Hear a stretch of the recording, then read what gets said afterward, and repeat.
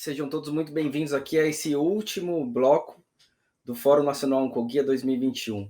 Meu nome é Thiago Matos, eu sou diretor estratégico de advocacy do Instituto Oncoguia, e hoje a gente vai falar sobre os direitos dos pacientes com câncer e os desafios para garanti-los.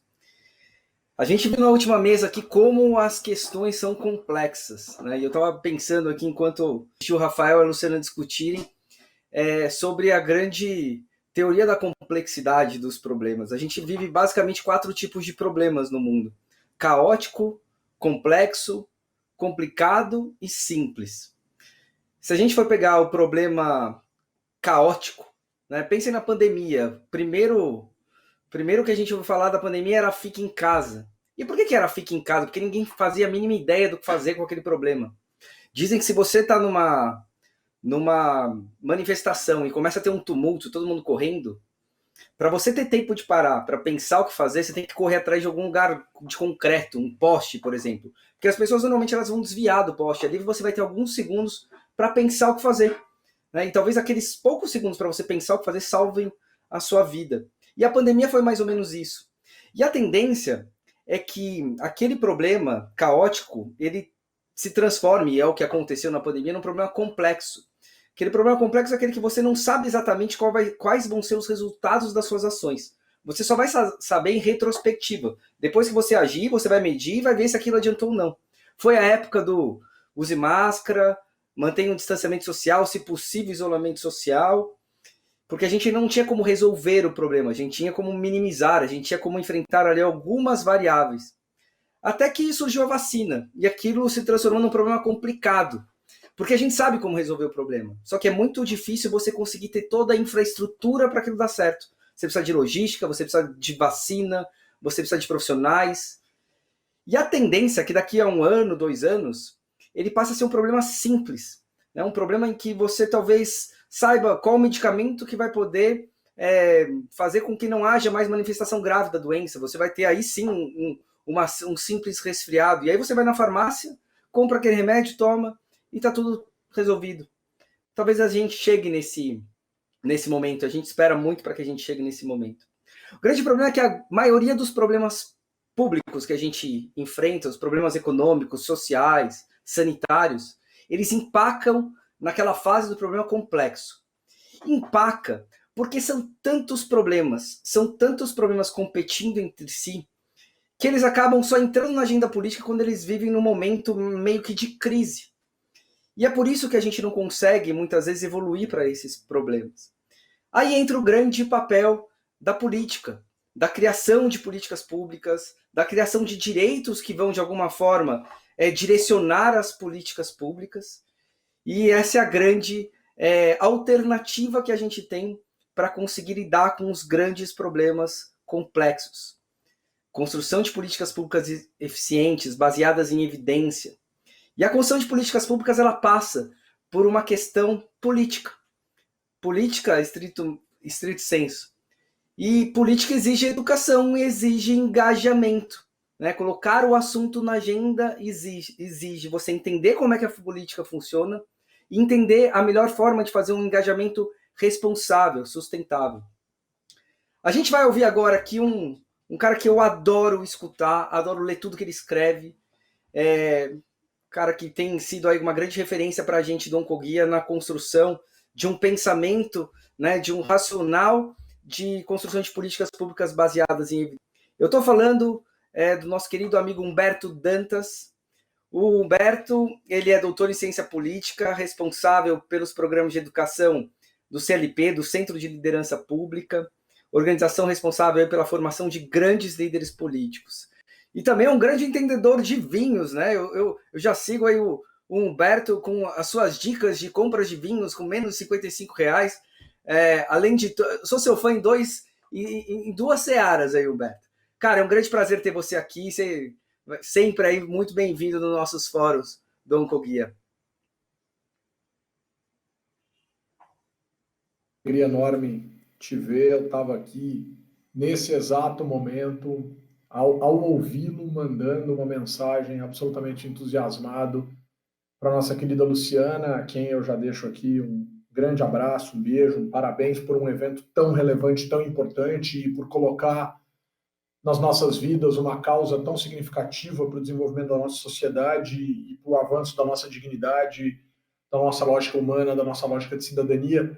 Eu estava mandando aqui uma mensagem falando do entusiasmo de te ver a cada instante novo que a gente pode se encontrar, cada vez mais potente, falando de maneira cada vez mais incrível. Você é um cara que eu tenho uma grande admiração. Com relação à questão dos vinhos, claro que eu não vou falar disso hoje, mas eu faço essa lista há 10 anos de vinhos de menos de R$ 55, porque o que eu costumo dizer é que entrar numa loja e comprar um vinho caro, chegar em casa, abrir e gostar, não tem nada mais fácil que isso. A dificuldade aqui é financeira, né?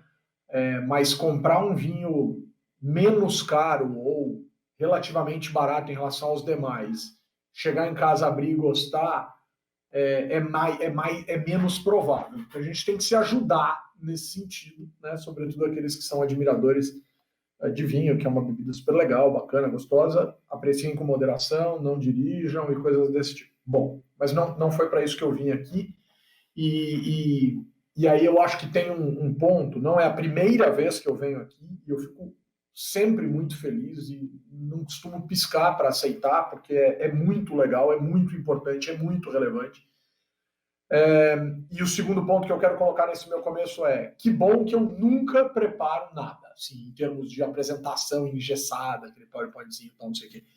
Eu acho super legal quem prepara, eu admiro super quem faz isso, mas eu acho muito legal também chegar num evento e sentir o clima e ver o que está acontecendo para me aproveitar de alguns aspectos dessa natureza. Eu coordeno um curso que tem 25% da sua carga horária só estruturando e tentando enfrentar problema complexo. Então você tocou num ponto que me é muito caro, apesar de não ser a minha área de conhecimento dentro do curso, mas é um tema muito caro. Mas eu quero ir 2 passos para trás, quando antes do intervalo vocês estavam... Calhou de vocês utilizarem um termo que para mim é muito caro. Vocês falaram assim, letramento em saúde. E o meu objetivo hoje aqui é falar em política, educação e engajamento. E eu acho que é uma temática muito cara para nós. Agora, vamos pensar o seguinte, nesse tempo que eu tenho aqui para me organizar. Letramento político. Letramento é um termo muito, muito, muito relevante para o universo da educação e da pedagogia. Então não é um termo com o qual a gente, por vezes, está muito acostumado a trabalhar, a lidar, etc. Mas ele tem o seu campo. Então, ele tem o seu ambiente, ele tem o seu lugar. Então, por exemplo, um grande cara, um grande pesquisador que produz muito em matéria de educação política no Brasil, é um cara que hoje está na Universidade Federal da Paraíba, servidor aposentado da Câmara dos Deputados, que foi dirigente, diretor do Centro de Formação da Câmara dos Deputados, chamado Rildo Cosson. Um acreano maravilhoso, um grande amigo, uma figura muito especial. O Rildo não gosta do termo educação política, que é o termo que eu uso muito.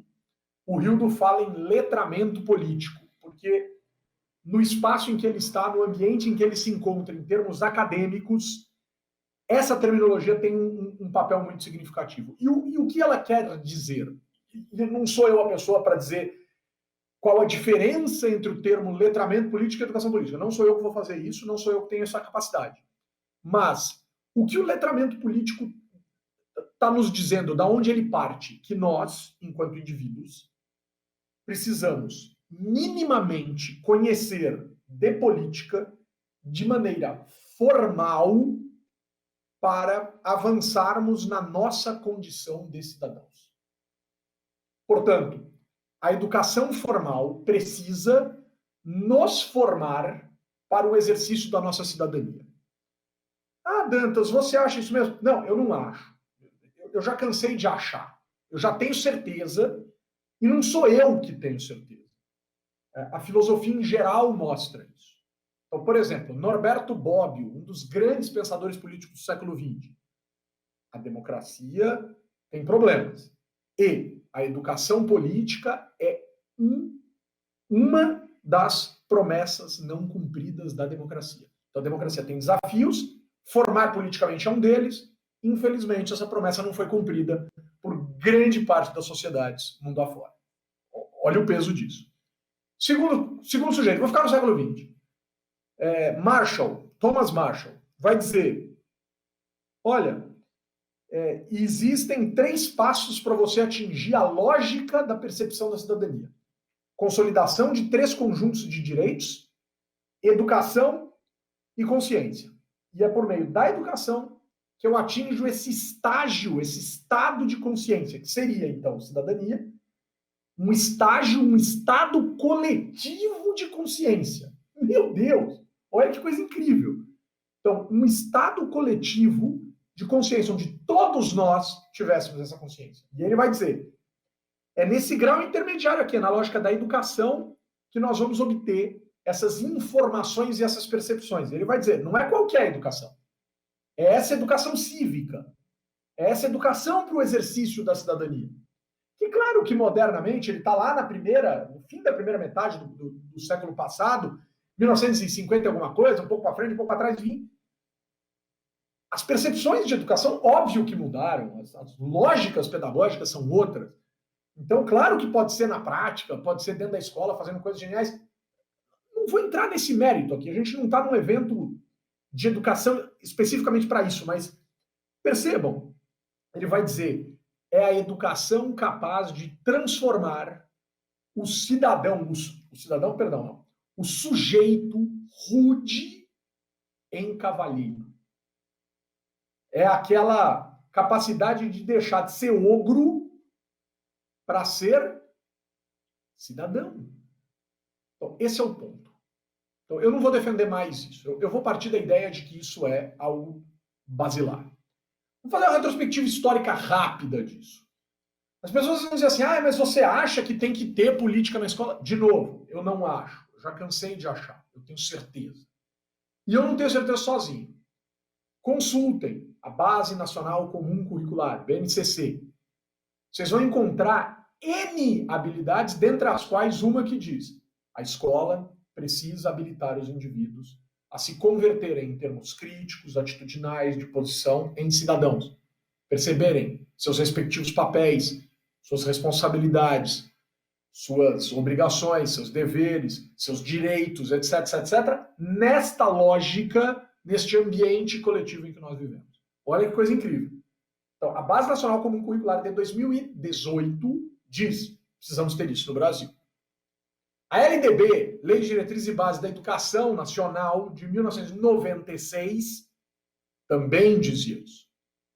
Inclusive tratando a cidadania como temática transversal, comum a todas as disciplinas, ou que pode ser trabalhada nas suas habilidades, nos seus conteúdos, por todas as disciplinas. Esse é outro ponto essencial. Então, eu preciso converter tudo o que está aí em conteúdos fundamentais dentro da escola para habilitar o cidadão a se sentir como tal, a se sentir como cidadão. Mas eu não preciso ficar nesses 2 documentos, eu posso ir na história. Se eu for lá no começo do século XX, eu vou encontrar uma preocupação do Estado republicano brasileiro, que nascia como república, em dizer, precisamos fazer as pessoas compreenderem os símbolos nacionais, as leis, as regras, blá, blá, blá, etc, etc, etc. Era outra forma de pensar a educação, era um conteúdo positivista, tinha um louvor ao país enquanto nação. E claro que a gente mudou muito em 120 anos. Mas percebam, eu estou falando de algo que tem 120 anos. E as pessoas estão incomodadas. A política na escola do meu filho. Cara, esquece. Faz 120 anos que o Brasil estabeleceu um compromisso com isso. E aí, óbvio, que governos autoritários que tivemos nesses 120 anos tentaram converter essas disciplinas, esses conteúdos, em algo que legitimasse o caráter ditatorial de alguns desses regimes, né? Poderia citar aqui facilmente 2, né? A ditadura de Getúlio Vargas e a ditadura militar de 1964 a 85, né? Visavam a transformar tais conhecimentos em louvor à legitimidade desse regime. Esquece disso. Nós não precisamos mais disso. Nós não temos isso. Nós temos uma lógica democrática. E sobre ela, nós precisamos investir esforços educacionais para fazer com que as pessoas percebam suas condições de cidadania dentro da sociedade. Perfeito. Agora, onde eu chego? uma vez educadas, formalmente capazes de perceberem seus respectivos papéis dentro da sociedade, nós vamos ter a mínima capacidade, nós teremos a mínima capacidade de atingir dois aspectos absolutamente essenciais e desafiadores da democracia, que são, dois pontos, o senso de pertencimento e o senso de responsabilidade. Numa democracia, eu pertenço a algo e sou responsável por algo. Que algo é esse? A coisa pública. Então, numa lógica democrática, nós indivíduos formalmente educados, com práticas pedagógicas ultramodernas que nós temos hoje, seremos capazes de notar que somos pertencentes a algo coletivo e responsáveis por este algo. Agora imagina a potência que significa termos cidadãos com tais características em ambiente absolutamente plural e múltiplo.